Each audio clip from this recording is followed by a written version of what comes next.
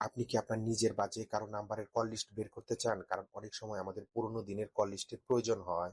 কারণ আমরা কোন দিন কোন নাম্বারে কথা বলেছি বা কোন নাম্বার থেকে কল এসেছিল তা ভুলে যাই। তাই আজকে আমরা দেখব কিভাবে আপনি আপনার পুরোনো দিনের কল লিস্ট বের করবেন। তাই ভিডিওটি খুবই গুরুত্বপূর্ণ। মনোযোগ দিয়ে দেখুন এবং ভালো লাগলে অবশ্যই একটি শেয়ার করে দিবেন এবং এরকম regular tips and tricks video পেতে অবশ্যই আমার চ্যানেলটি সাবস্ক্রাইব করার রিকোয়েস্ট থাকবে।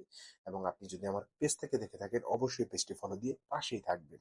তাহলে চলুন আর কথা না বাড়িয়ে দেখে নিই কিভাবে এই কাজটি করবেন। তার জন্য আমি আমার মোবাইল স্ক্রিনে এসে চলে যাব গুগল প্লে স্টোরে। গুগল প্লে স্টোরে আসার পর সার্চ বারে গিয়ে সার্চ করব ই2পিডিএফ। সার্চ করার পর প্রথমে যে অ্যাপ্লিকেশনটি চলে আসবে এই অ্যাপ্লিকেশনটিকে আমরা ইনস্টল করে দিব।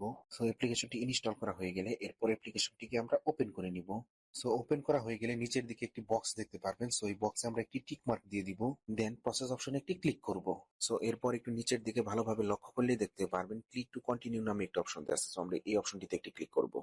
এরপর জেনারেল কল লগ এই অপশনটিতে একটি ক্লিক করব।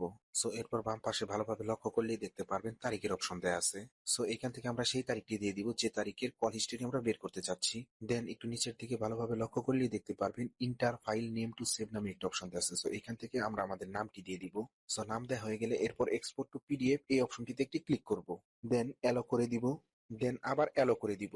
আপনারা দেখতেই পাচ্ছেন আমার সেই দিনের কল লিস্ট বের হয়ে গেছে। এইভাবেই আপনারা আপনাদের কল লিস্ট বের করতে পারবেন। তো ভিউয়ার্স, আজকের ভিডিওটি এই পর্যন্তই। দেখা হবে পরবর্তী কোনো ভিডিওতে। ভিডিওটি ভালো লাগলে অবশ্যই একটি লাইক দিবেন এবং এরকম regular tips and tricks video পেতে অবশ্যই সাবস্ক্রাইব করে রাখবেন ক্রিয়েটিভ টেক। আল্লাহ হাফেজ।